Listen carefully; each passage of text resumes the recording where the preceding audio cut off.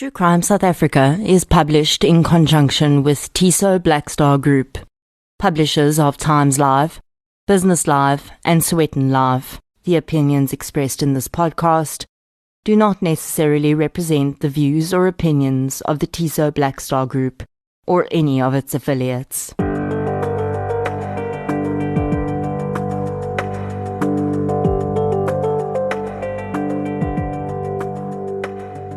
We didn't know who we were looking for. It could be anybody. Every day that is out and walking around the streets of South Africa, it can be another female that fall victim to him. And it became an obsession to me to apprehend him as quick as possible, to stop him from killing another innocent person.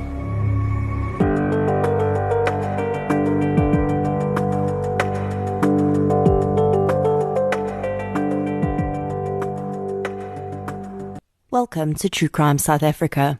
I'm your host, Nicole Engelbrecht, and this is episode 9, The ABC Killer. This case was suggested by quite a few listeners, including Megan Repko and Nick Hufisa on Facebook, and Dominique on Instagram. I'm pretty sure it must have been suggested by a few others, so if I missed your name, please feel free to shout at me on social media. I thought I'd do a serial killer case again, because I've only covered one serial killer so far, and I know it's an area of true crime that fascinates many of us. The man known as the ABC Killer was also known by a few other names, including the South African Strangler and the Gauteng Strangler. Most commonly, though, he's known by his own name, which has been sending chills down the spines of South Africans for decades. Moses Sithole. In researching this case, I used a variety of resources, including documentaries I found on YouTube, one of which is by our very own South African YouTuber, Mfundo Ndala. Whenever I cover a serial killer case, my go-to is always Mickey Pistorius' series of books. For this case, I used her book Strangers on the Street. There are also a ton of online resources I used, and I'll reference the ones I found useful and accurate in the show notes. Something interesting that I discovered while researching this case is that there's a small piece of misinformation around the geography of Sithole's murders and how it relates to the moniker given to him. It's really not a huge problem, but I did find it interesting how many documentaries and sources simply repeated information they had found elsewhere, assuming it to be true, without actually verifying it. The story has always been told that the name ABC Killer came about because Sithole had started his murder series in Atteridgeville, continued in Boksburg, and ended in Cleveland. Well, I'm here to tell you, that's not true. In a case like this, the only way I can wrap my head around it properly is to draw up a timeline of all the victims, which I did. I'll post this timeline on the social media forums, as well as on our website. It took some time to sift through all of the research and identify all the victims' names, the dates on which they were last seen, and the dates on which their bodies were found, as well as the areas they were killed in. But when I did, and I looked at them all in order of when they were killed, it emerged that although Sithole killed in all of those areas, there was no particular geographical order, and if anything, it would have been that he killed predominantly in Cleveland, then Boksburg, and then in Atteridgeville. But it just wouldn't be as catchy if we called him the CBA Killer, now would it? As I said, it's really a small point, but I did find it a lesson in critical thinking for content creators and content consumers. Just because you've been told something over and over doesn't mean it's true. And as a result of my little side mission, there's a complete timeline of Sithole's crimes that you can print out and refer to as we go along in the episode. You'll find this episode to be in a bit of a different format to the usual, as I'll be including some additional sound clips, and there'll also be an add-on episode next week in the form of an interview with one of our listeners who met and corresponded with Moses Sithole after his arrest. I think it is now high time that we got into the case. Let's meet serial killer Moses Sithole. The following episode may contain sensitive material, including descriptions of violence, sexual assault, or graphic descriptions of injuries to victims. If you feel you may be triggered by such material, please consider this before accessing our content. To access trauma counseling or services, please see the helpline information in our show notes. On the 17th of November 1964, in Johannesburg, South Africa, Simon Sithole and Sophie Meneses brought the fourth of their 6 children into the world and named him Moses. The family lived a meager existence, but managed to survive until a tragedy struck the family when Moses was 10 years old. His father very suddenly passed away. Sophie was left with 6 children to raise and no income, and the family soon lost their home. What followed was probably the desperate decision of a mother who felt overwhelmed by the loss of her husband and the dire financial situation in which she found herself. Sophie led her 6 children to a nearby police station and abandoned them there. Moses would later claim that his mother had threatened them with violence if they ever told the authorities that she was their mother. The young Sithole children were handed over to an orphanage in Benoni, where they spent a few months before the orphanage became too full, and the male children, including Moses, were put on a train and sent to another children's home in Dingaanstad, KwaZulu-Natal. Moses would spend 3 years in this orphanage and would later claim that within its walls he suffered some of the worst abuse of his life. He claims to have been emotionally, physically and sexually abused until he decided to run away and find his mother. Moses would, at this time, have been around 14 years old, and he travelled more than 600 kilometers on his own, presumably with no resources, to get back to Johannesburg. It is alleged that when Moses located his mother, she turned him away, rejecting him for a second time in his life. Now we know what Moses would grow to become, and we also know that nothing could excuse his future actions. But if we just take this situation in isolation, it is an absolutely heart-rending image. This young boy, fatherless, abandoned by his mother once, then allegedly shipped across the country to experience horrendous abuse, escapes, and travels several hundreds of kilometers to find his mother. And when he does, she closes the door in his face once again. Thankfully, one of Moses's older brothers had a job and a home of his own in Vosloorus, a township on the East Rand. Moses moved in with his brother, and for a little while at least, experienced the stability of having a roof over his head and not suffering abuse. It was not to last, though, as Moses's brother lost his job, and soon after decided to move to Venda, as he knew that he would soon be evicted from his home as well. It is alleged that Moses promised to move out soon after his brother, but before he did, he illegally sold the house and disappeared with the fraudulently appropriated proceeds. Moses traveled the country for a few years, taking odd jobs on farms and in mines, but eventually returned to the East Rand. Moses was sexually precocious from an early age. This is not abnormal for people who have been sexually abused as children, as they struggle to line up their unhealthy experiences of sex with a normal relationship. At the age of 23, however, Moses would take this to a new level, and the behavior he started to display could not be blamed on his upbringing. On the 14th of September 1987, 38-year-old Patricia Khumalo was in Boksburg with her sister. They were both looking for work when they were approached by a man called Martin. Martin was charming and good-looking, and he told Patricia that he'd been helping 2 other ladies to find work, and he had found them excellent positions at a company, but the woman had failed to arrive. He asked Patricia if she would perhaps like to take one of the jobs. Patricia, unable to believe her luck, eagerly agreed and accompanied the man to the train station, where they boarded the train and alighted at Geldenhuys station near Germiston.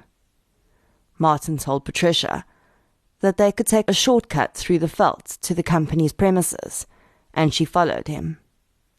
When they were deep into the isolated veld, Patricia says that Martin's persona suddenly changed. He turned on her, demanding that she give him her wedding ring and earrings. He then undressed her, tied her hands behind her back with her bra, and raped her repeatedly. Before leaving her, he threw her dress over her head. Patricia Khumalo did not report her rape. 9 years later, she would see her rapist again, though. Only this time, she would know him by a different name. Her attacker's name was not Martin. His name was Moses Sithole, and Patricia was his first recorded victim. Moses Sithole, having committed his first rape, was able to contain himself for a year, when on the 28th of September 1988, almost exactly a year after his attack on Patricia, he approached another woman with a job offer. The man originally called himself Moses, but later referred to himself as Samson. He told the woman that he had an excellent job opportunity for her, but she was already gainfully employed, so as a good deed, she instead gave Moses/Samson the name of a friend of hers who she knew needed work, Dorcas Kobane. Dorcas was 26 years old and from Vosloorus. She excitedly met with the man her friend had referred, looking forward to being able to support herself with the work he offered. Moses and Dorcas took the train to Cleveland, and in a mirror image of the attack on Patricia Khumalo, he led Dorcas into a field and then turned on her. This time he was wielding a knife.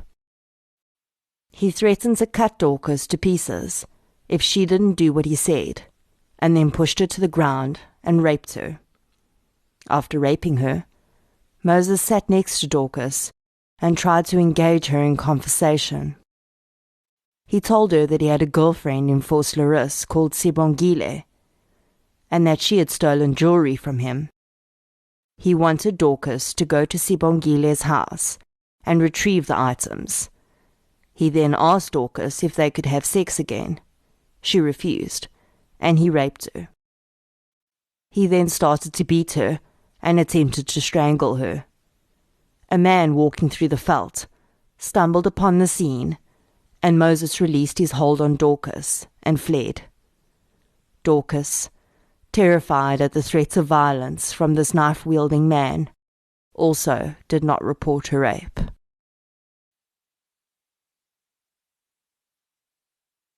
Interestingly, Moses' story about having a girlfriend in Vosloorus called Sibongile was actually true. He was at this time in a relationship with a 17-year-old girl by this name, but Sibongile knew him as Martin. The young girl would have her own stories to tell about Moses when the time came, but for now it was her 15-year-old sister that was in imminent danger.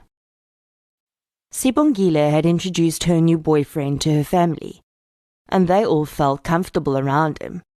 So when he arrived at the family home one afternoon, under the pretense of wanting to take the younger sister, Lindiwe, to visit her older sister, the girl willingly went with him. It was October 1988, just 1 month after his last attack.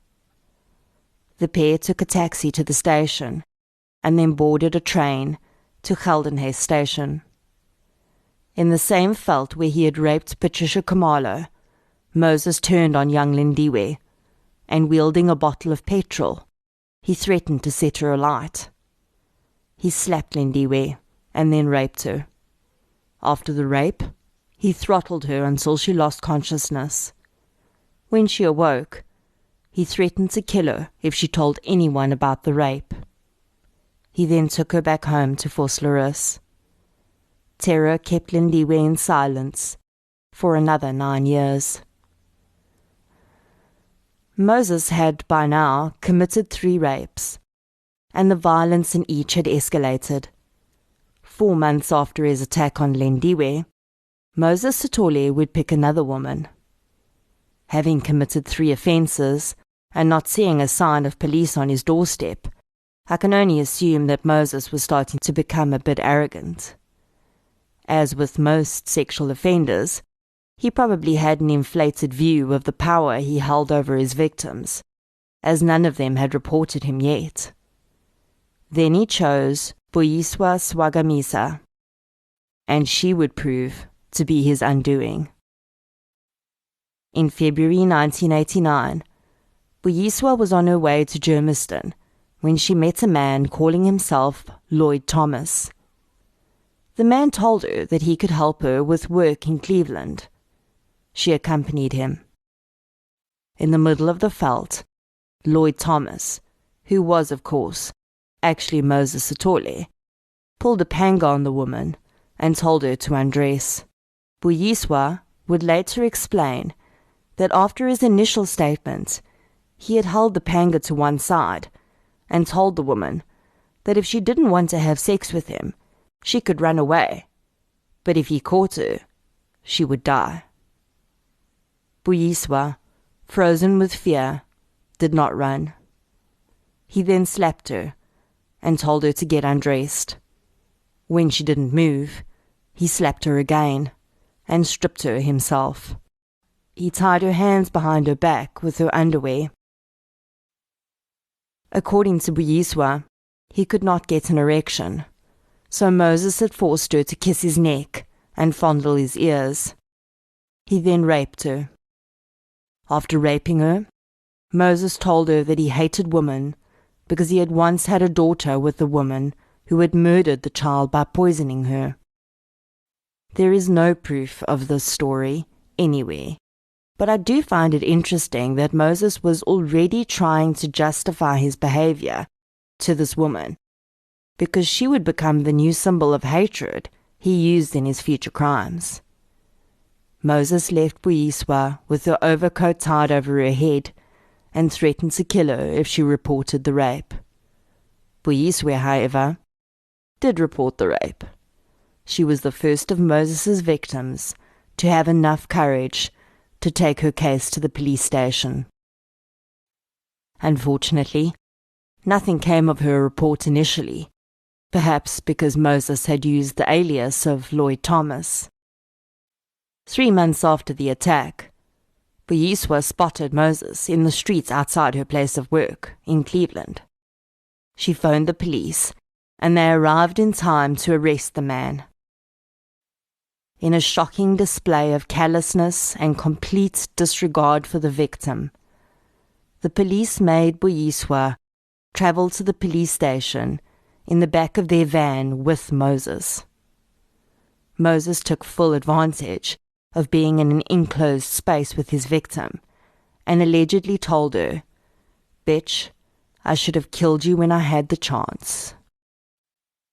This amazingly strong woman, brutalized by her rapist and then victimized once again by the treatment she received from the police, still took the stand and testified against Moses Sithole, and she got him sentenced to 10 years for the rape.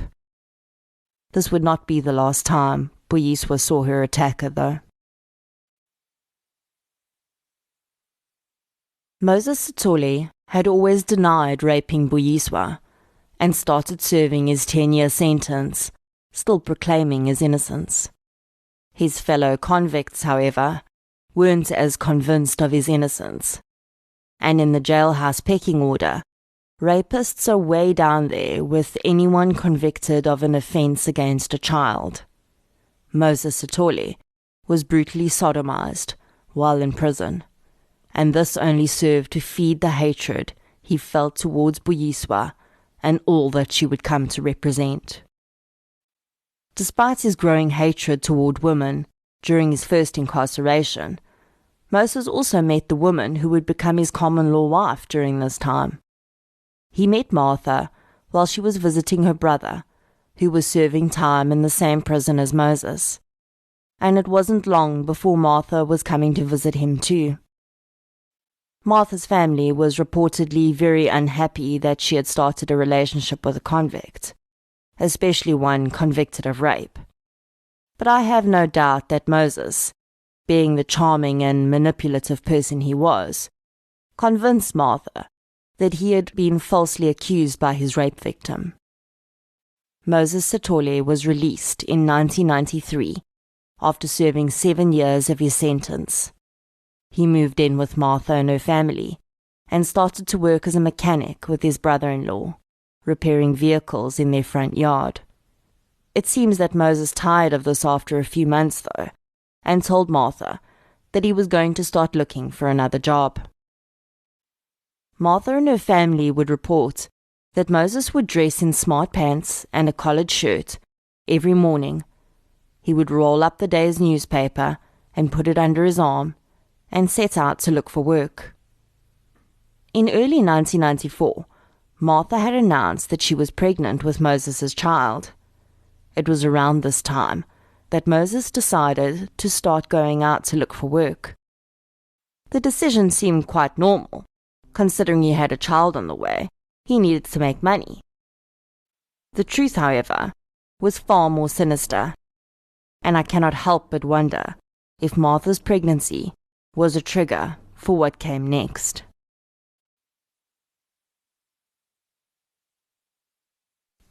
On the 14th of July 1994, 19-year-old Maria Monama left her home in Mamelodi to go to Visagie Street, Pretoria, to look for work. Any interactions with the man who would become her killer are unknown even to this day. But 2 days later, her body was found in a veld in Cleveland, almost 60 kilometers from her intended destination in Pretoria.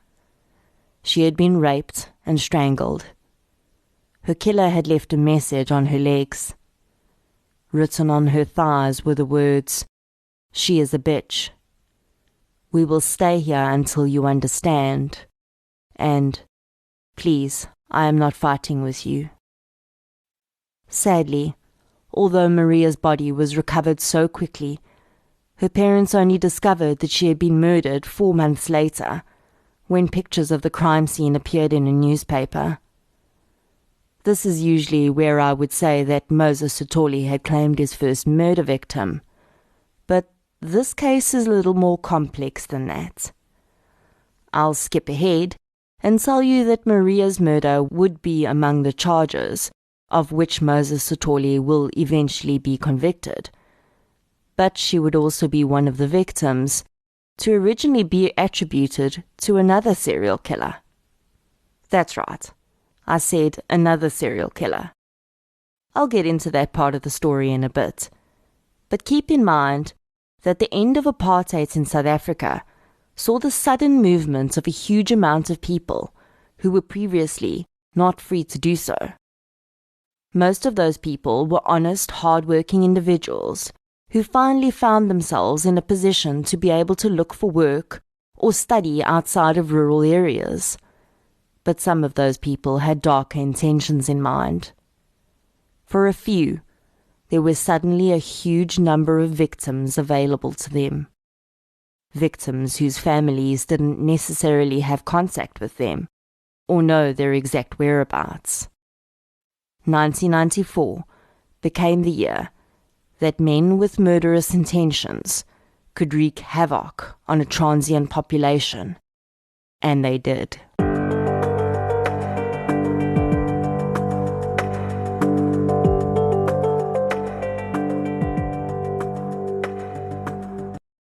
Around this time, Moses Sithole had started a relationship with another woman in Pretoria.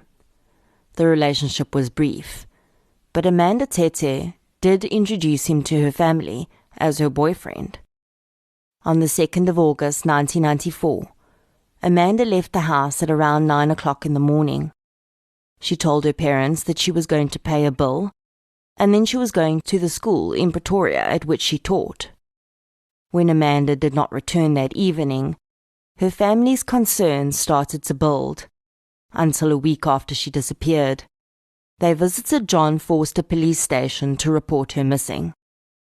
A policeman there told the family that they did not have the required stationery to take the missing persons report, and that the family would have to go to Krugersdorp Police Station, which they did, and eventually managed to report Amanda as missing. When another week passed, and they'd still heard no news, Amanda's parents went back to the police station, only to discover that her file had been lost. It was this poor administration and lack of effort in the case that would lead to a further tragedy. Unbeknownst to her parents at this time, 26-year-old Amanda had already been found. 4 days after she went missing, her body was discovered in a mine dump in Cleveland. She had been raped and strangled with a piece of her own clothing. Her pantyhose and underwear had been stuffed into her mouth, and her jersey had been tied over her head. Her body lay unidentified in the morgue for 2 months, before she was eventually buried in an unmarked grave. This happened at the very same time that her parents were desperately trying to follow up on her lost missing person report. And all the time, Amanda had already been recovered.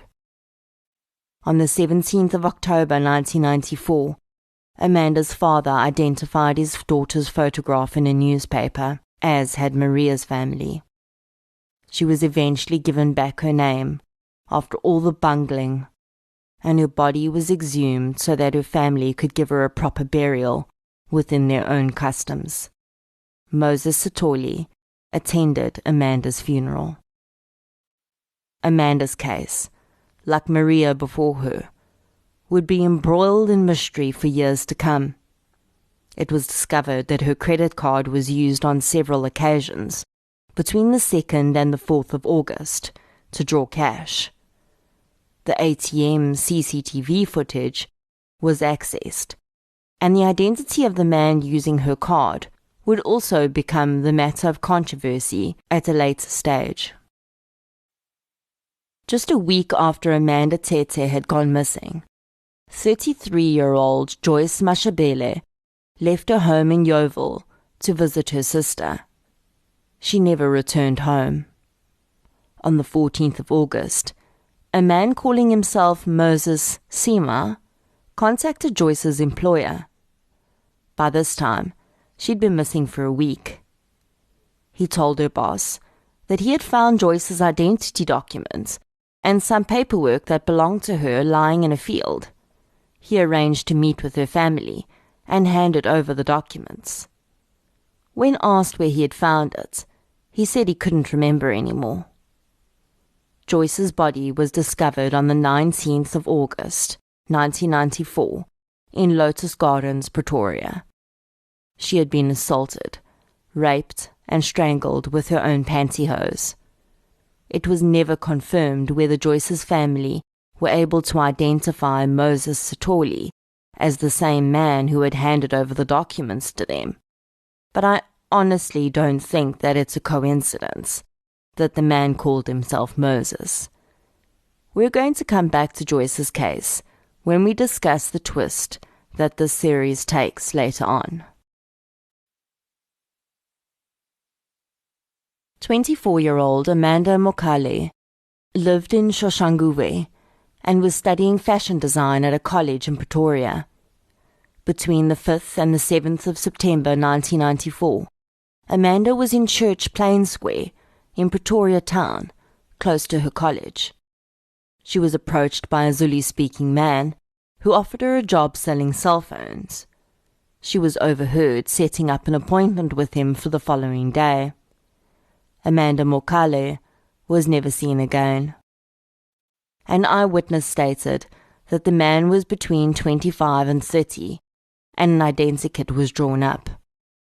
Amanda's body was found on the M2 freeway in Cleveland on the 18th of September. She had been assaulted, raped, and strangled with her own bra. As would become a pattern with these victims, it took almost 3 months for Amanda Mokale to be identified. Her case would be another that would be bounced around in terms of culpability. By this stage, the dates of victims going missing and bodies being found could become quite overwhelming to keep in order in your mind. I certainly found it difficult, which is why I drew up a timeline. If you're finding it difficult to follow, I strongly recommend opening up that timeline, which is in a PDF or JPEG file, on our website and on our social media pages. Just a quick aside, when I was drawing up the timeline, my long-suffering husband stuck his head over my shoulder and looked at my computer screen. In what is really a pretty normal statement in our house, but would probably raise a few eyebrows in others, he said, "Oh, are you building a death tree? That's cool." Now that's when you know your partner gets you. Anyway, back to the case. On the same day as Amanda's body was found in Cleveland, another body was discovered 20 kilometers away, behind the Angelo Hotel in Boksburg. Rose Mokgotsi was from Mabopane, and she disappeared on the 15th of September after telling her family that she was going to meet a man about a job opportunity. She had been raped and strangled with her own underwear. Rose was the last victim found in 1994, and this is where the weirdness begins. In September 1994, the Brixton Murder and Robbery Unit created a task force to investigate the murders which had taken place in Cleveland, as well as 2 of the victims from Pretoria. The series was investigated under the moniker The Cleveland Serial Killer. Included in this series were the victims I've mentioned here so far, as well as others that I have not mentioned to avoid confusion. In total, 15 murders were being investigated as a series. A profile was drawn up of the killer and released to the public. A tip was called in, which led to the identification of one David Selepe as a person of interest. Selepe was a local businessman. It would later emerge that his business was in deep financial trouble, and at the time of his arrest, he had fled his creditors to Mozambique. He was arrested on the 15th of December 1994.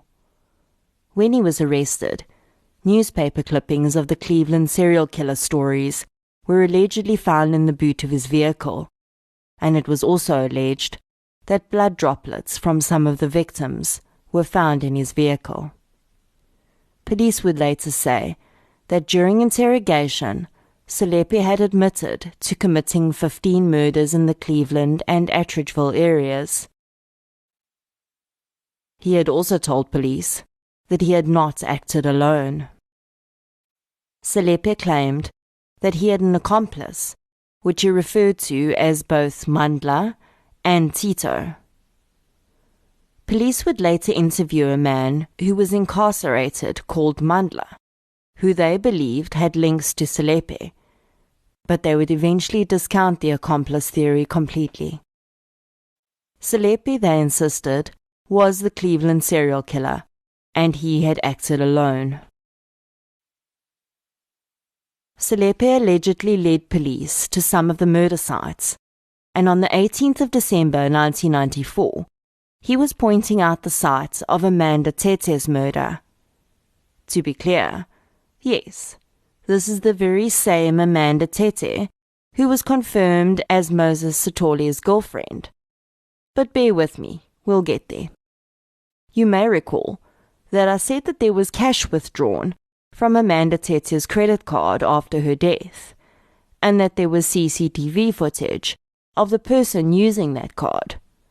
Well, police used facial recognition to determine that the person in the footage was David Selepe. On the day that he took them to a murder site, they had not shackled his legs, as they would later say that the terrain was rough and they didn't want him to fall and claim that they had assaulted him. 3 armed police officers accompanied Selepe that day. After pointing out where he had killed her, Selepe allegedly told the officers that he had hidden Amanda Tete's underwear in a plastic bag in the bushes nearby. He asked them to uncuff him so that he could look for it for them. They did so.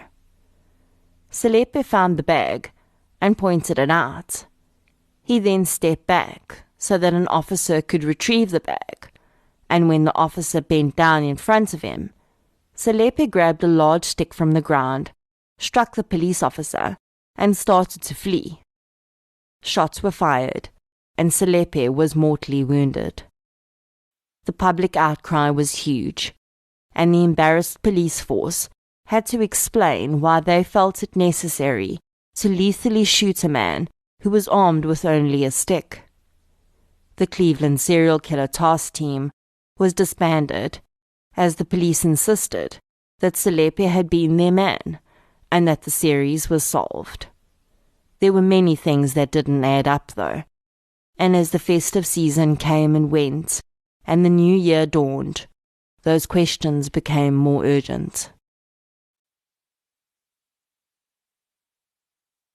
In January 1995, the severely decomposed body of an unidentified female was discovered in a squatter camp near Attridgeville. The woman's cause of death could not be determined, and it was estimated that she had been killed sometime during early December 1994. Her identity has unfortunately never been revealed. Also in January 1995, 27-year-old Beauty Soko left her home to visit her sister in Klipgat, Pretoria. She never arrived at her sister's home, and her body was discovered on the 9th of February. She was naked, but her clothes had been placed on top of her body, and stones had been stacked on top of her as well. Her cause of death could not be determined, and she was identified by her fingerprints. A month later, on the 3rd of March, 25-year-old Sarah Makono left her house to attend an appointment with a man who had promised her work. 3 days later, construction workers arrived at a site in Attridgeville to work on a trench. They found a woman's breasts protruding from under the soil. Sarah Makono's naked body was uncovered. On the 7th of April 1995, Nikiwe Diko, 24 years old, left her home to meet a man in Pretoria regarding a job. Nikiwe would be missing for a full 3 months before her severely decomposed remains were discovered in Salisville, Pretoria. Nikiwe had been tied up with her own underwear. In this case, the killer started a progression in his methods. A garrote was wound into the victim's pantyhose, and that was used to strangle her. A garrote is essentially any hard item, perhaps a stick or a comb, really anything hard and long, that is connected to a ligature to form a tool of strangulation. The garrote enables the killer to use less effort to strangle than using his hands or just a ligature. And Mickey Pistorius had another idea as to why the garrote may have been the next natural progression for the killer. When you strangle a person, you can actually release your hold and the person will regain consciousness. And if you put pressure, they can actually lose consciousness again. So you can extend the period of death. It's every serial killer's fantasy. Another strange progression in this murder was that a stick had been inserted into the vagina of the victim. Sadly, because Nikiwe's body had been out in the elements for so long, feral dogs had dismembered her. Her husband identified her by her wedding ring. After the discovery of Nikiwe's body in July, a task team was set up under Superintendent Vinyl Viljoen to investigate the recent killings in the Pretoria-Attridgeville area. Viljoen collected many of the case files with similar modus operandi from the area, but the Cleveland cases were not included in this investigation, as the police still insisted that David Selepe had been guilty of those. The murders were now happening at such a rapid pace that the investigating team could almost not keep up. They would be attending the autopsy of one victim and be interrupted in the middle of it by a call-out to the next scene. Shortly after Nikiwe originally disappeared in April, a young mother, Letta Nglanda Mandla, had an appointment to meet a man in Pretoria for work. She didn't have anyone to look after her 2-year-old son, Sibusiso, so she had to take him with her. Her body was found on the 12th of April in Salisville, Pretoria. She was fully clothed, but her hands had been tied behind her back with her bra, and she had been raped and strangled. Sadly, because she was not immediately identified, no one knew to look for Sibusiso. His body was discovered 8 days later, a few hundred meters from where his mother had been. Sibusiso had head injuries, but the pathologist could not confirm whether these had been the cause of his death. Unfortunately, it is completely possible that the young child had died of exposure in the veld near his mother's dead body, too little to find help on his own.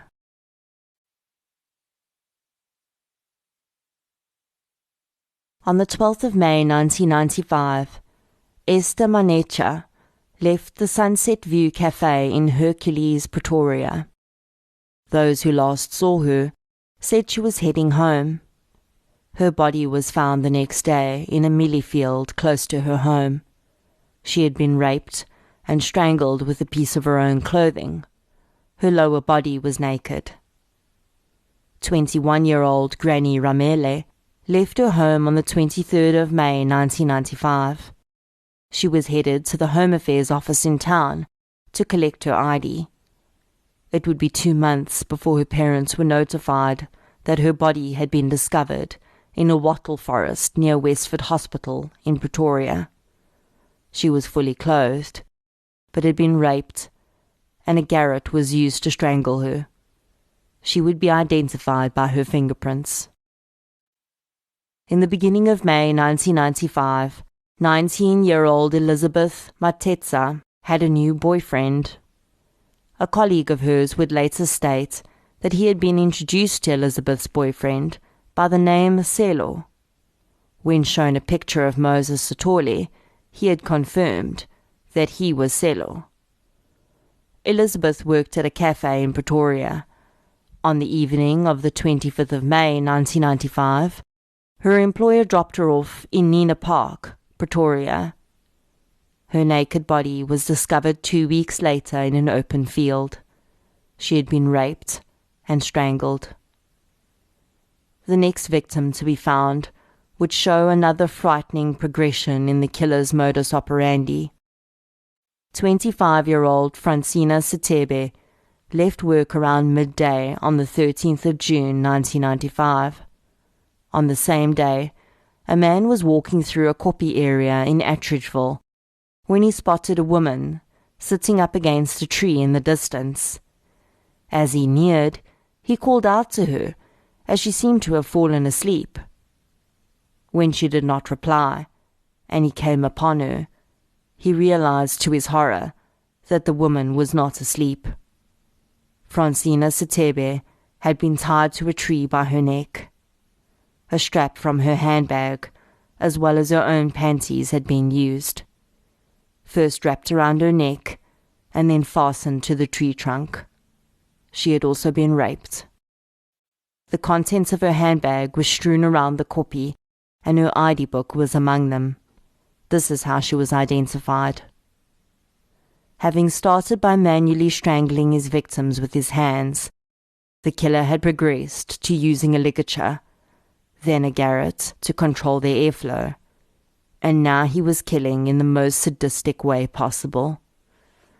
Police believed that he had tied Francina to the tree and then sat watching, possibly for hours, as the brutalized woman slowly lost the strength to stand on her own 2 feet and collapsed, essentially strangling herself. The next victim to be found was Ernestina Mosebo. She was 30 years old and had left her sister's house in early June to look for work. Her raped and strangled body was discovered on the 22nd of June next to Rand Airport Road in Rocheville, near Cleveland. Her ID book was also discovered on the scene. On the 17th of July 1995 in Davidson Street, Boksburg North, a resident of the street had seen a man and a woman entering a piece of open land, which was private property. He had called out to the pair, warning them that they were trespassing.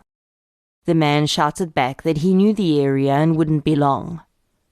A while later, the resident noticed the man exiting the field and placing something shiny in his pocket.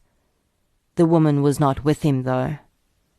The resident waited a while longer and then went into the field. He found the body of 25-year-old Josephine Langini. Her body was still warm to the touch, and the resident ran to call the police, who arrived on foot with a first aid kit, still hoping to save the woman's life. It was not meant to be, though, and Josephine was declared dead, having been raped and strangled with a belt. A manhunt was launched for a killer, but he had disappeared. The witness would later identify the man he had seen with Josephine as Moses Sithole. Around this time, Moses had fallen out with his common-law wife Martha, and he was living on the street. It is reported that he spent most nights living at Park Station in Johannesburg.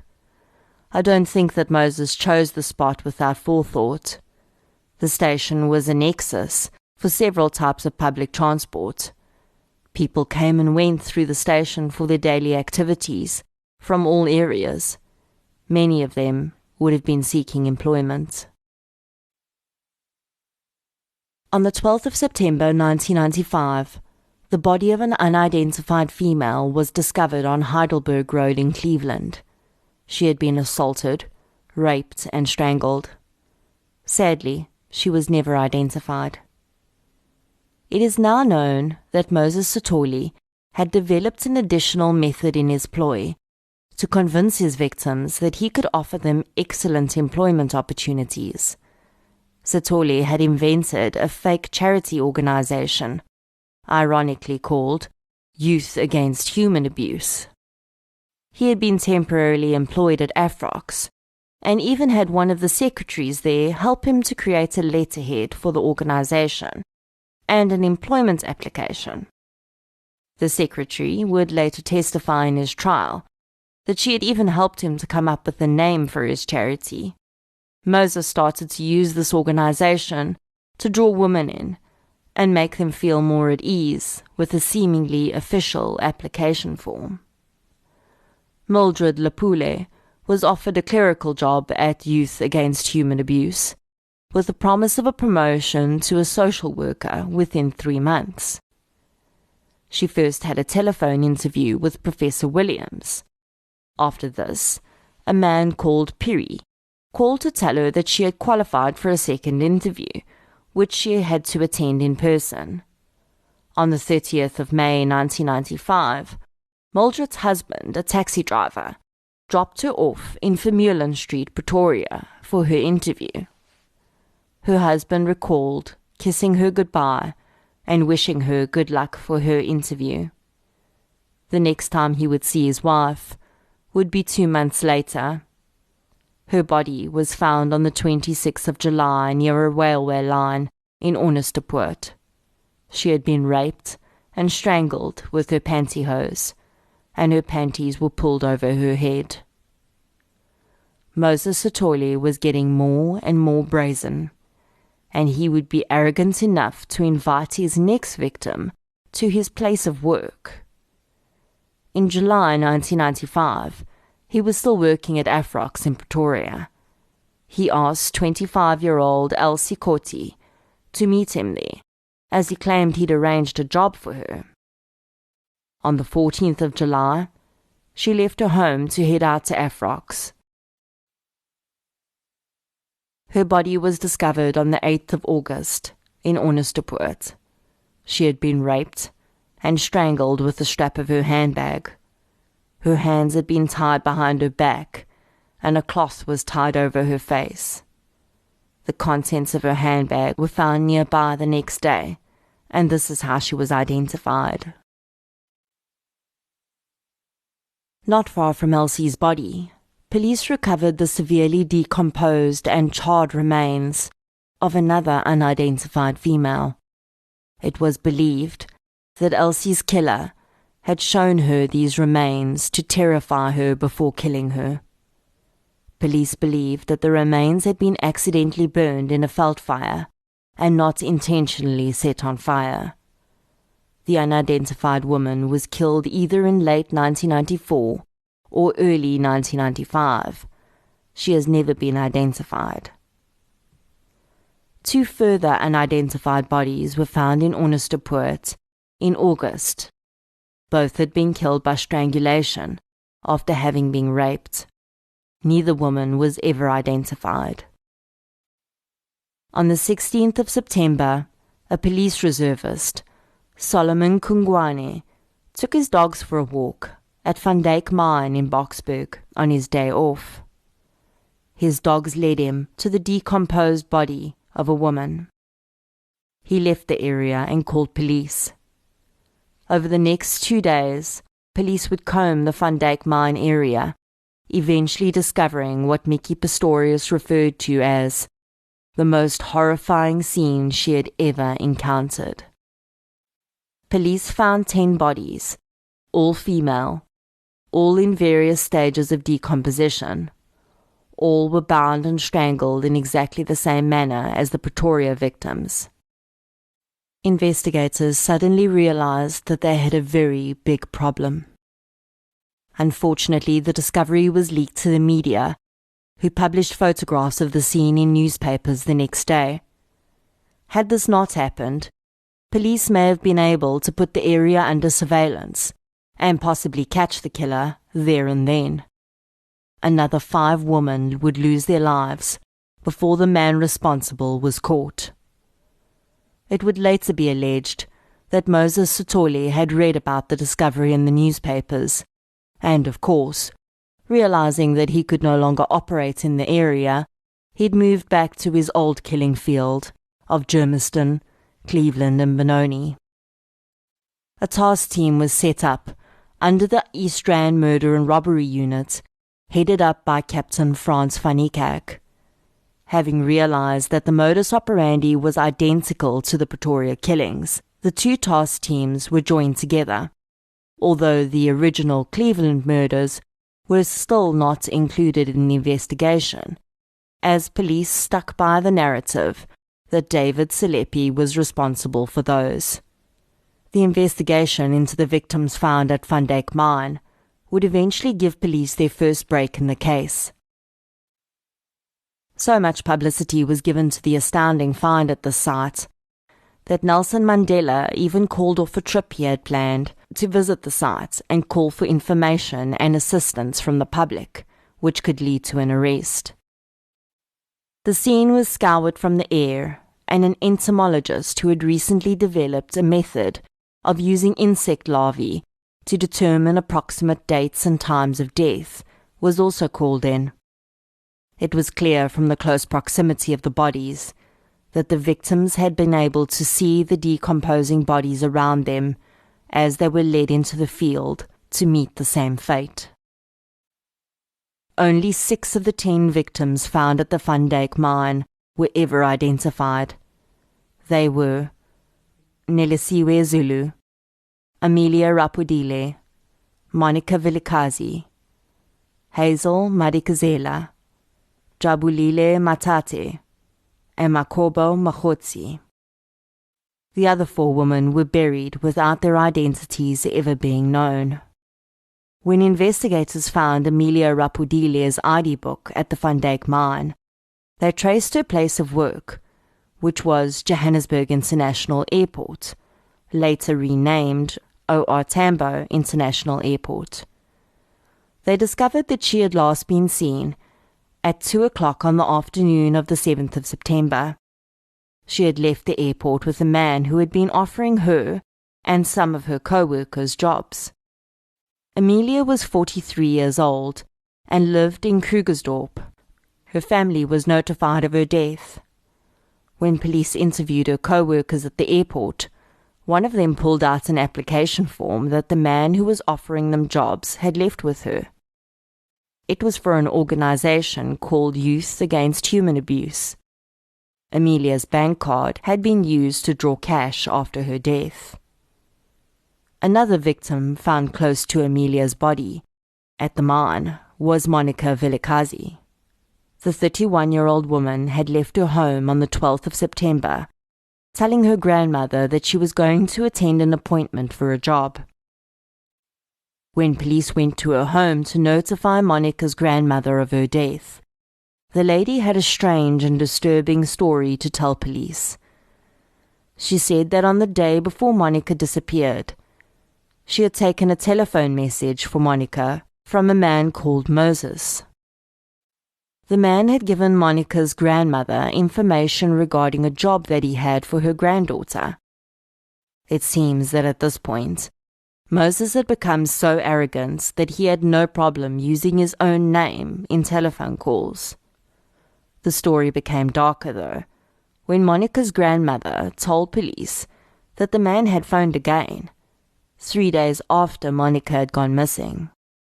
This time the man called himself Jabulani and asked after Monica's whereabouts, but her grandmother said that she had recognized the man's voice as Moses Sithole. There would be a third phone call to the old lady, much later in this case, which I will discuss a bit later. The Van Dyke mine victims were starting to speak from their graves, and all fingers were pointing to one man. Another victim discovered at the mine was Makobo Mahotsi. Makobo was 27 years old and worked at an orphanage called Kids Haven. Makobo's co-workers said that the last time they had seen her was on the afternoon of the 14th of August, when she had told them that she may not return to work, as she had secured an appointment for a new job the next day. Her co-workers were well aware of what the new job entailed, because they had all been given application forms by a man who had visited Kids Haven quite regularly. Again, another application form was pulled out by one of Makobo's co-workers. Youth Against Human Abuse was printed in bold letters at the top of the page. The woman in charge at Kids Haven had told police that the man who had given out the forms had volunteered his services at the home. She said that he had been in and out of the home regularly, even bringing 2 street children there so that they could find shelter and perhaps be reunited with their families. Shockingly, the woman said that on one occasion, the man had come there with a photographer from the Star newspaper to deliver children and have photographs taken for his organization. Some of the other women confirmed that once they had handed their completed application forms to the man, they had started to receive strange telephone calls, and some reported that a man had been lurking outside their houses. The forms, of course, required that the women provide their telephone numbers and addresses. The hunt was now on for Moses Sithole. His name and identity were verified, and an identikit was published on the front page of newspapers. Moses had been using his sister Kwazi's telephone number on the letterheads of his organization. When police arrived at her home, she confirmed that she had regularly received telephone calls from women regarding employment offers, and she would take their names and contact details, and Moses would call in and get the information from her. She told police that Moses no longer lived with her, and she had only had telephone contact with him for quite a few months. On the 3rd of October, Tamsin de Beer, a journalist at the Star newspaper, was sitting at her desk, getting ready for the day, when her phone rang. When she answered, a man calling himself Joseph spoke the words that would send chills down her spine. "I am the man that everyone is looking for." Voice experts from both the US and South Africa would later confirm that the caller's voice matched that of Moses Sithole. The following is an excerpt from a documentary, which I will reference in the show notes. This is the voice of Tamsin de Beer explaining the phone call she received. I answered the phone and I heard the words, "I am the man that everyone is looking for." It was like alarm bells ringing in my head, like, get your typing fingers going, get your wits about you. He would call from a phone booth, and there was a degree of trust that we were building up. He was a very well-spoken, charming person on the telephone. I mean, he had an accent, so English wasn't his first language. So I imagine in his first language he was quite charming. After the initial phone call, Tamsin asked Moses, calling himself Joseph, if he could call her again the next day, and he agreed. Tamsin had immediately alerted police, and a sting was set up to capture him. The phone call would be traced, and police intended to descend upon the public phone booth that the caller had been using. On the day of the sting, Tamsin's phone rang again, and it was the same man. The caller detailed many of his crimes to Tamsin. He described how some victims had behaved, and then, to prove that he was who he said he was, he asked Tamsin if she'd like to know where a victim was that the police hadn't found yet.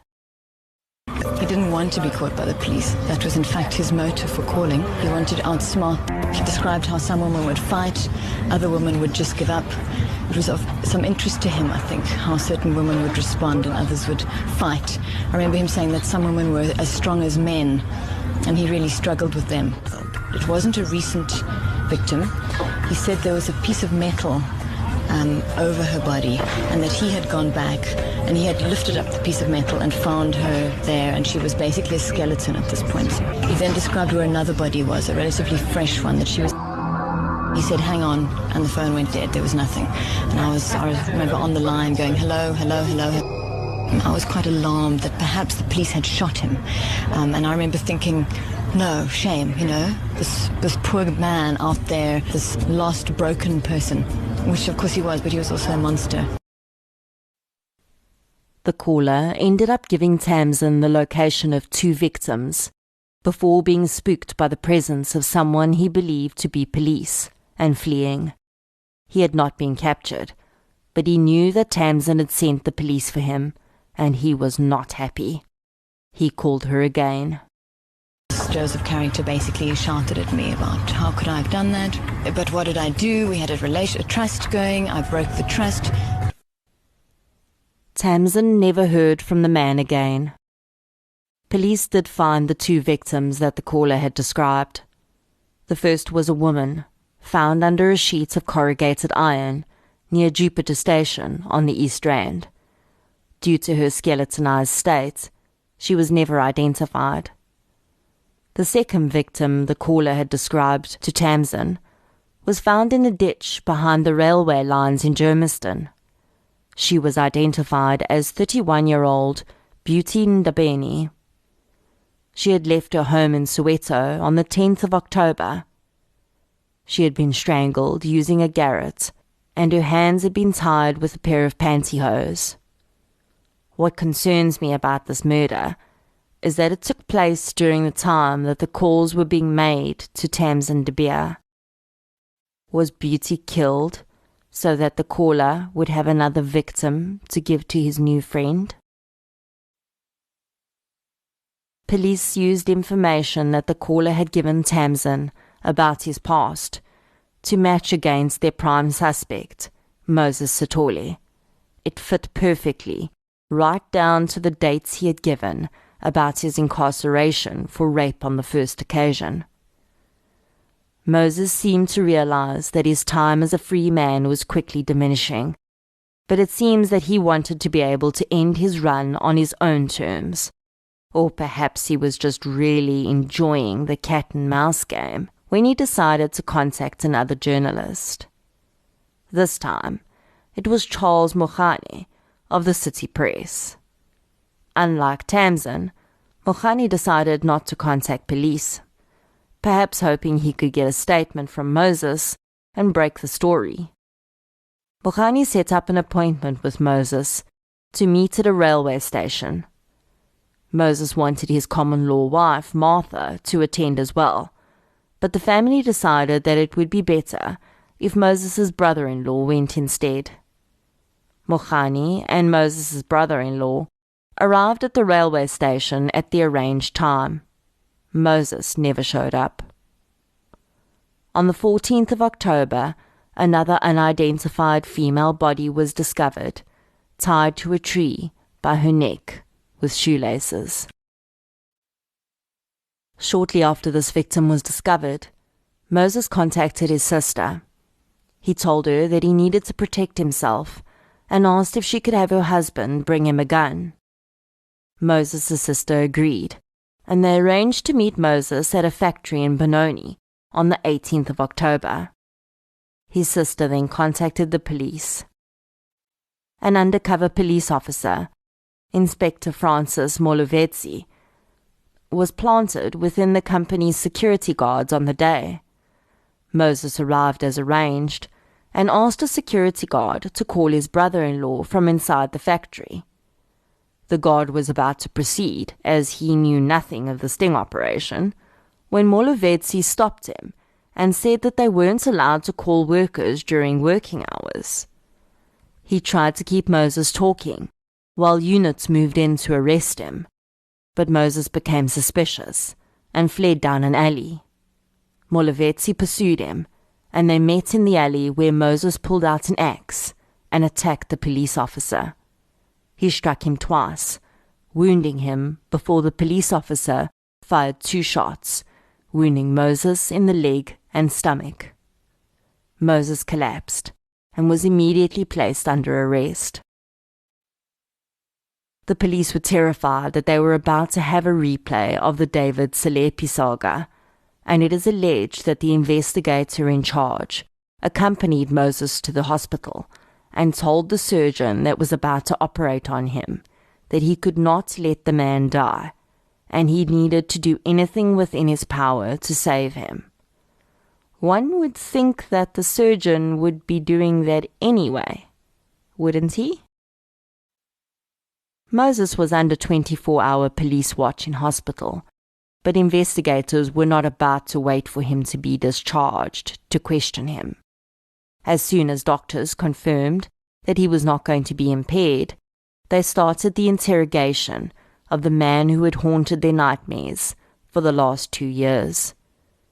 Moses Sithole, however, was not interested in talking. How they got him to talk is a matter of discussion, as some say that it was Moses that demanded a female officer, and others say that the police suggested it, as they believed he may talk to a woman. Either way, a female officer was brought in, and Moses was suddenly singing like a bird. There are also some reports that it was profiler Mickey Pistorius that had been brought in. We do know that she did interview Moses, but I'm not 100% certain whether it was on this occasion. Either way, what Moses did next remains the same. While vividly recalling his crimes, Moses Sithole became aroused and began to masturbate while he gave his statement. While he was on the subject, he had also told detectives that he had masturbated on some of the crime scenes when the victims had taken a long time to die. Moses initially admitted to 10 murders. He was charged with 38 counts of murder, 40 counts of rape, and 6 counts of robbery. He grinned from ear to ear as he stood in front of the judge and pleaded not guilty to every charge. It was agreed that he should be allowed to heal completely from his injuries before the trial started, and he was sent for a mental health evaluation, which found him sane and fit to stand trial. The trial of Moses Sithole officially began on the 21st of October 1996, a year after his arrest. When the victims' names were read out in court, it became clear to all present that Moses Sithole was being charged with the murder of some of the victims who had originally been attributed to David Selepe. In the preceding 2 years, presumably as South Africa was no longer under sanctions and now able to access technology and expertise from all over the world, DNA technology had surged in its accuracy, and Sithole's body fluids were found on some of the victims that were originally thought to have been killed by Selepe. I will do a full clarification and comparison of the Sithole and Selepe situation a bit later, but from most sources I looked at, it seems as though the police simply shrugged off the fact that they had inaccurately attributed these victims the first time. There were at least 15 more victims killed in the same manner, during the same time, and in the same areas. But these women's names were not on Moses's charge sheet. In fact, to this day, police have never said which victims they believe Selepe was responsible for. All that they would say is that Moses was responsible for more than they charged him with, but they did not have enough evidence to prove those murders. Moses would be defended by Eben Jordan and Lena van Wyk. Representing the state was Rieta Mankies and George Beloy. The court was sealed off with barbed wire to prevent the public from gaining access to Sithole. Enormous crowds of women gathered outside the court on each day of his appearance, singing, "Sithole, why are you killing us?" The state called 350 witnesses to testify in the trial, starting with his original rape victims. 2 of the women who he had raped in the 1980s were added to his charge sheet, and all testified to show that his modus operandi had remained virtually unchanged from his first offense. One of the most compelling witnesses from those early days of the trial was Sibongile, the woman who had been 17 years old when she had entered into a relationship with Moses. It was Sibongile's sister, Lindiwe, who had been one of his original rape victims. Sibongile testified that her relationship with Moses had been extremely abusive, and he would be charming and loving when they were in public, but vile and aggressive when they were alone. When Moses' attorney tried to claim that she was lying and over-exaggerating the abuse, she asked the court if she may strip naked to show them the scars that Moses had left on her body. Moses had always claimed that his hatred for women had been born out of his alleged unjust conviction for the rape of Buyiswe Swagamisa. The claim was blown out of the water, as his first rape victims testified that, at that time already, Moses was claiming a deep hatred for women as his reason for his acts. His attempts to strangle these early victims and tying them up with items of their clothing was compelling evidence that Moses Sithole was not pushed into the murders he would later commit by any injustices. These early acts were a dry run for his ultimate fantasies. Mickey Pistorius would testify that she had initially wondered whether all the murders were committed by the same man, but then she had placed the crime scene photos in sequence of events. She said that at this time, a clear progression had appeared. The early acts of rape had been his trial run. After his prison term, he had progressed to manual strangulation, then to the use of a garrote, and finally to the method of tying his victims to trees to essentially have them strangle themselves. Sithole's official defense was that he was not guilty of all charges, and that he had been coerced into confessing, and that police officers had shown him the crime scenes, and not vice versa.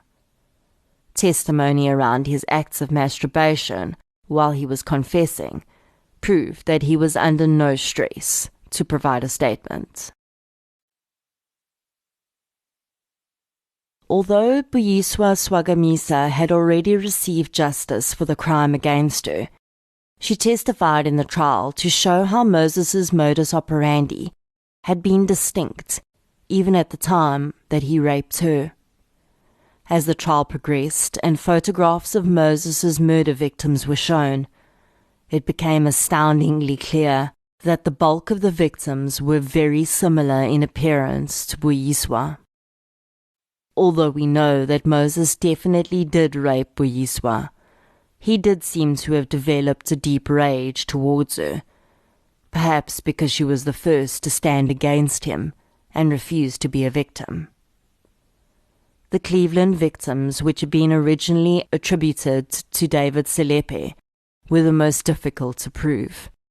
In the case of Amanda Tete, for instance, as I mentioned, CCTV stills of a man using Amanda's bank card after her murder were originally identified as David Selepe by police using facial recognition.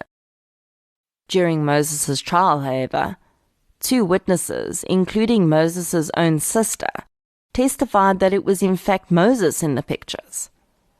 It also emerged that Moses's DNA had been found inside Amanda Tete, but he was in a relationship with Amanda, so his DNA could have got there from a consensual encounter shortly before her murder. What are the odds, though, that a girlfriend of a serial killer would coincidentally be killed by another serial killer? Also, Selepe allegedly pointed out new evidence to the police at the scene, but it was unknown whether this evidence was ever entered into the system. Another victim, also originally attributed to Selepe, was Joyce Mashabela. Moses's DNA was also found in her body. Interestingly, however, another body was found just 300 meters from where Joyce was. This victim's murder, however, was not attributed to Moses.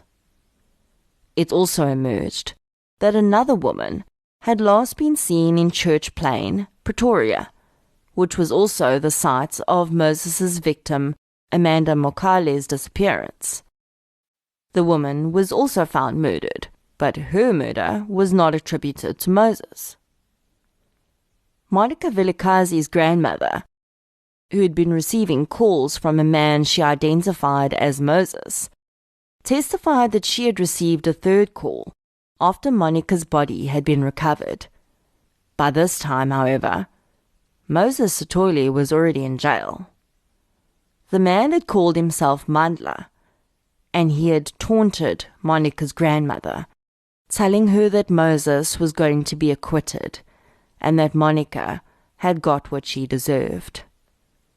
The odd thing about the name the caller used is that David Selepe had named his alleged accomplice as Mandla before he died.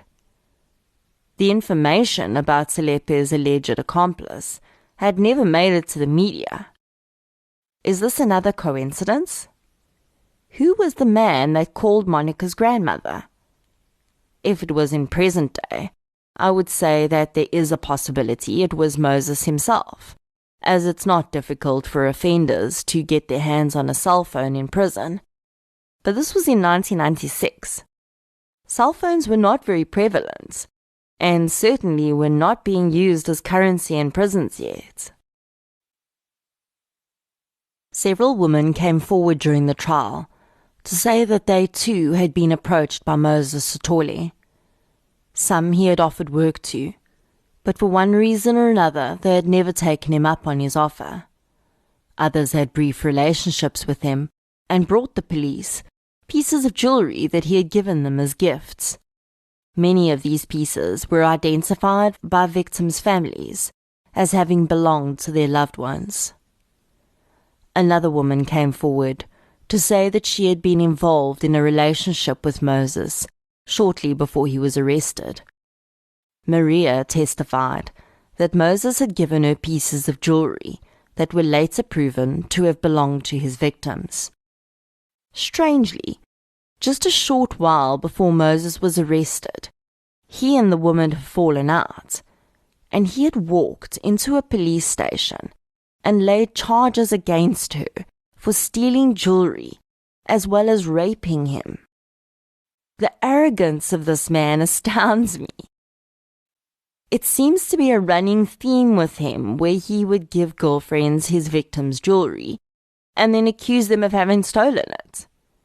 Reporting it to police, though, takes this arrogance a step further, as not only was he a highly sought-after man at that time, and here he was, walking into a police station, but if police had gone to this woman's house and seized the jewelry, there is every chance that it could have been identified as belonging to the murder victims. Moses smiled broadly throughout most of his trial. Sickeningly, his smile was reportedly broadest when his rape victims were testifying about his crimes against them, or when victims' family members took the stand.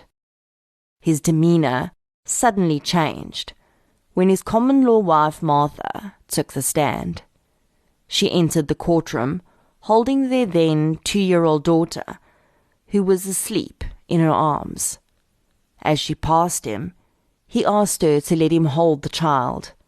Martha refused, and for the first time, Moses Sithole broke down in court. He cried throughout her testimony, and as she left the stand, Moses's victims, who had to watch him smile during their testimony, took great pleasure in watching him break down, heckling and laughing at him. Moses would also break down when the police officer that had captured him testified. The photographer from the Star newspaper, who had accompanied Moses to Kids Haven to take pictures of him delivering street children to safety, also testified. He said that Moses had called himself Patrick, and he had no reason to believe that his organization, Youth Against Human Abuse, was not real.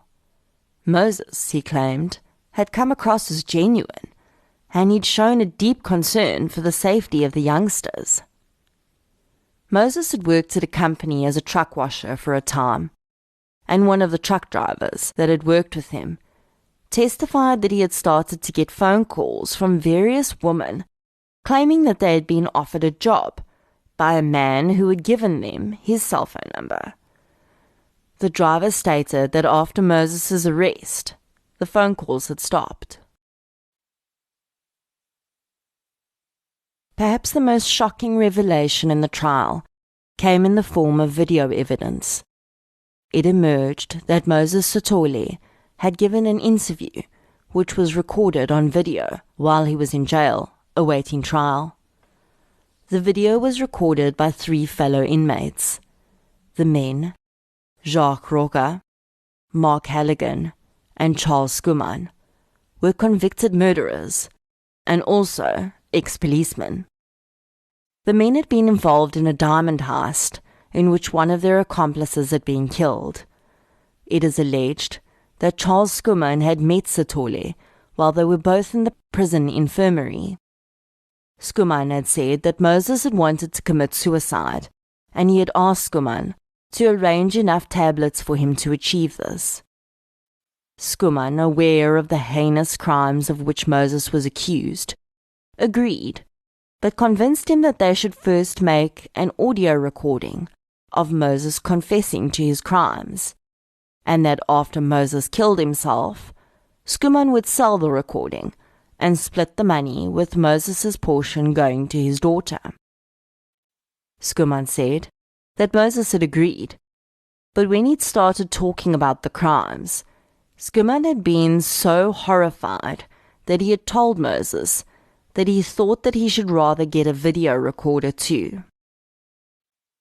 It is alleged that Schoeman contacted the investigators on Moses's case at this time, and they smuggled video recording equipment into the jail. This allegation was never confirmed, and the footage was strongly disputed by Moses's defense, but eventually it was allowed to be submitted as evidence. I have audio recordings of part of this interview, but the audio quality is so poor that I cannot play it here. The essence of Moses' statement, though, was that he admitted to killing 29 women. He said that he did not know who had killed the other woman. He denied having an accomplice in his crimes. He reiterated that he had killed the woman out of anger. Schoeman asked Moses if he had killed the woman because he enjoyed raping them, but did not want to get caught. Moses responds, quote, "No, I was not on a holiday. I was angry." End quote. Moses denied ever beating any of the women he had killed. His words were, quote, "If there was blood, those were not my women." End quote. Claiming that he could not stand the sight of blood, and that is why he had strangled his victims. Schoeman asked Moses how long it takes to strangle a person, and Moses responds, quote, "Maybe 3 minutes. 5 minutes is too long." End quote. Moses' demeanor as he describes his crimes is completely flat and emotionless.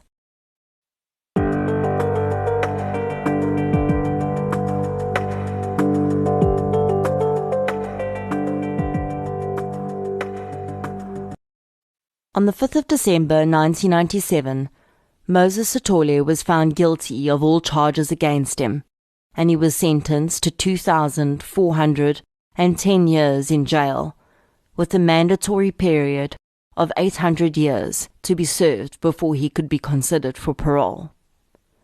The judge stated that he wished that the death sentence had not been abolished the year before, because if he could, he would take great pleasure in sentencing Moses Sithole to the gallows.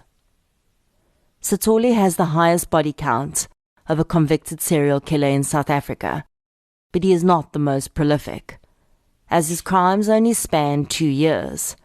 The most prolific serial killer in South Africa is Bulelani Mabai, who murdered 11 women and 9 children over 5 years.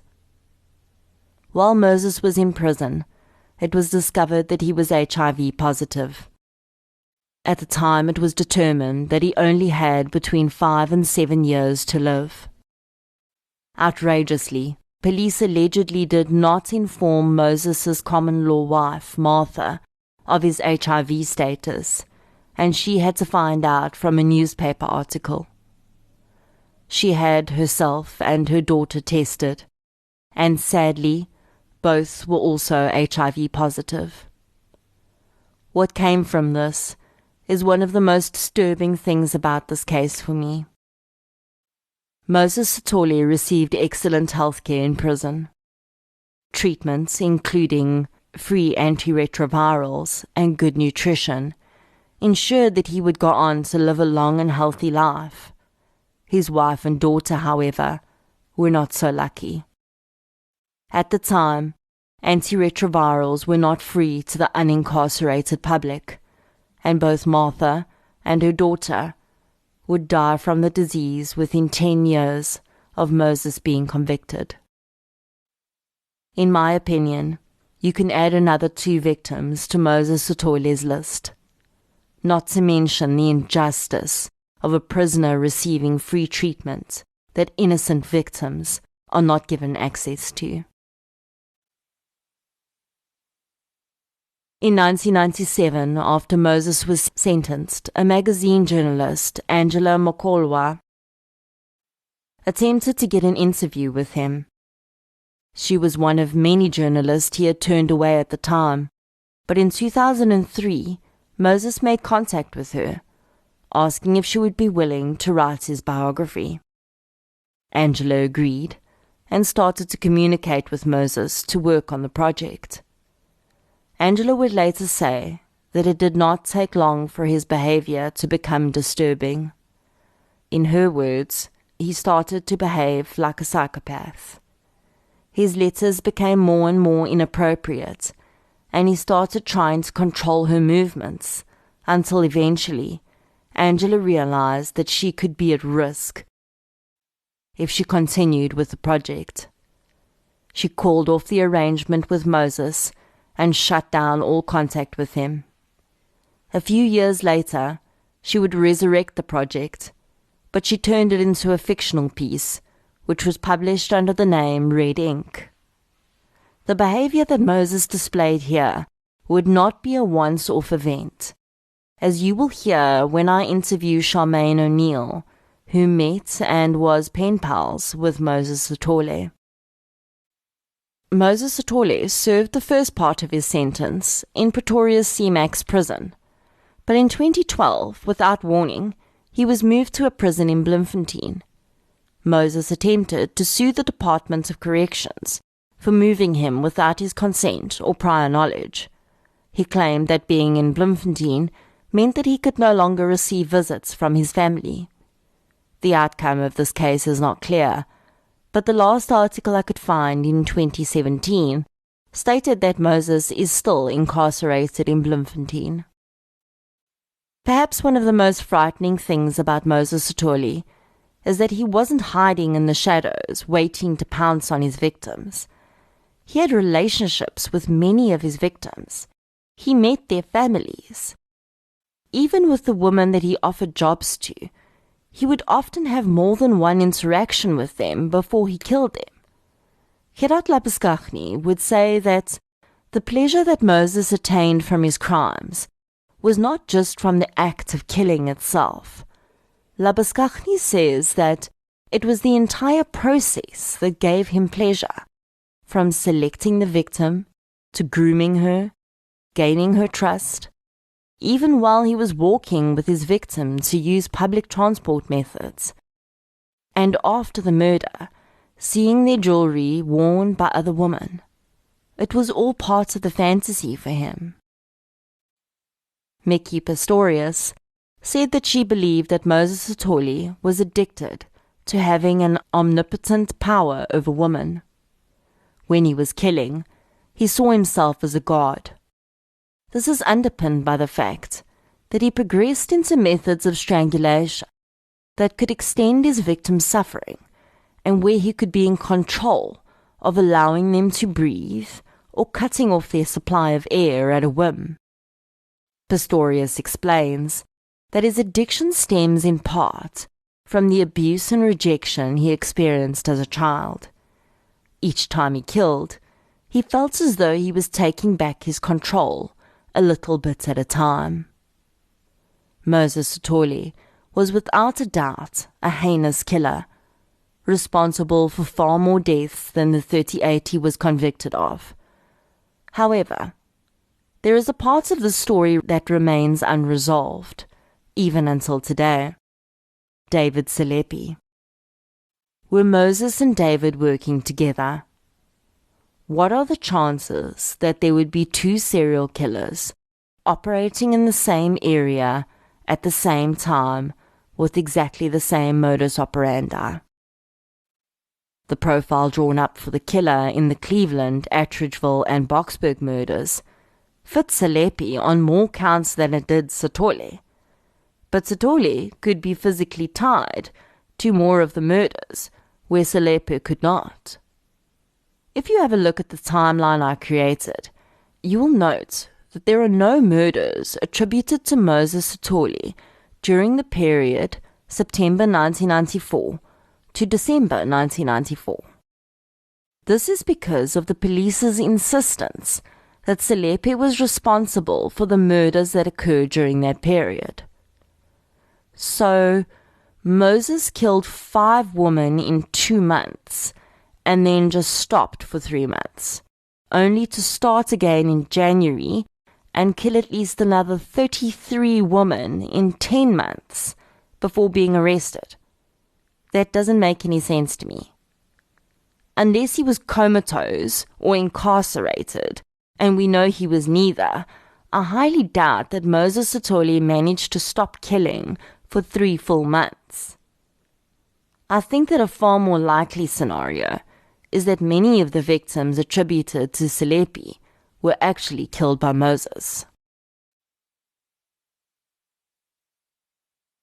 Moses always denied having an accomplice, but Selepe allegedly admitted to having an accomplice, and one of the names he gave was the same name as one of Moses's many aliases. Again, I don't know if I can believe that that is a coincidence. One of the murders that Moses absolutely refused to take responsibility for was the young mother and her toddler son, Letta and Sibusiso. While Letta fits Sithole's victim profile, I cannot see him having taken the life of a child. If Letta had arrived for their appointment, unexpectedly bringing her son with her, I cannot see Sithole going through with the murder. He was more controlled than that, in my opinion.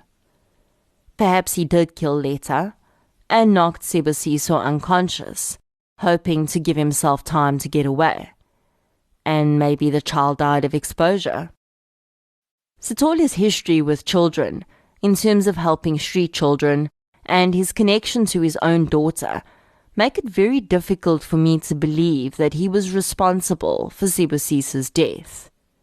But then again, many serial killers have the same background in terms of abuse that Moses claimed to have, and they make children their victims instead of adults. So perhaps the care that Moses showed for street children was just another manipulation, and perhaps his apparent adoration of his own daughter was simply part of his God complex. She was a part of him, so she was worthy of adoration. US profiler Robert Ressler looked at both the Cleveland series as well as the series which was attributed to Moses, and his opinion was that Selepe was definitely involved in some of the crimes. He also said some of the scenes appeared to have the hallmarks of 2 different killers. It is extremely rare for serial killers to work in pairs, and if Sithole and Selepe did, I don't think it was for more than 1 or 2 victims. I do believe that Selepe was a killer, but I don't think he was near as prolific as Sithole was. Some will say that his initial prison term turned Moses into a killer. And yes, we do sometimes see sexual offenders turning to murder after their first conviction for rape, because they develop the idea that if they kill the victim, she can't talk. I personally don't think that happened with Moses Sithole.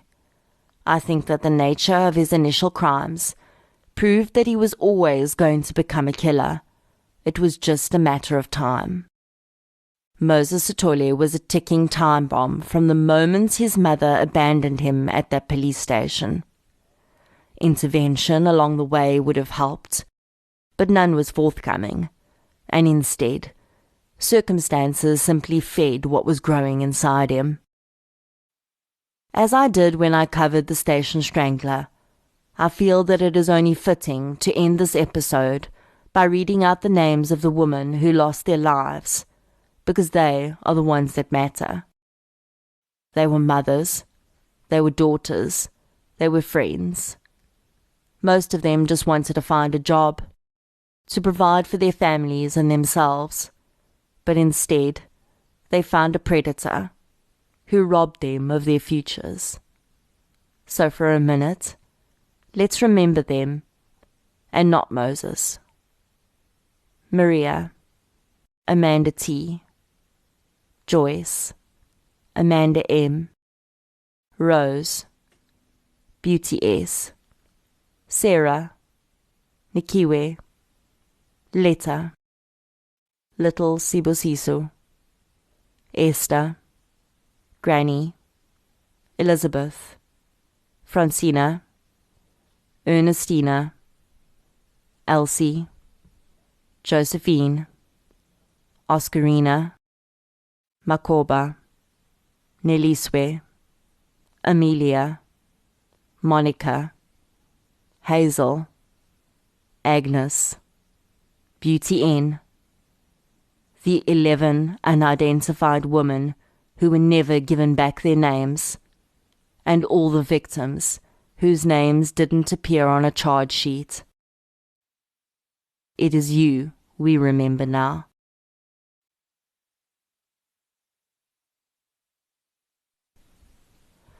Thank you for listening to episode 9. Don't forget that next week, instead of a spotlight episode, I'll be releasing the first of our interview segments, TCSA People. I'll be interviewing Charmaine O'Neill, who visited and was pen pals with Moses Sithole. So I tried a few different things this week, including adding a few additional sound bites related to the case. I'd love to hear what you thought about the different format. Please connect with me through the show's pages on Facebook, Twitter, and Instagram. And if you enjoyed the episode, please invite your friends to listen too. I appreciate all of your support, and I'll chat to you soon.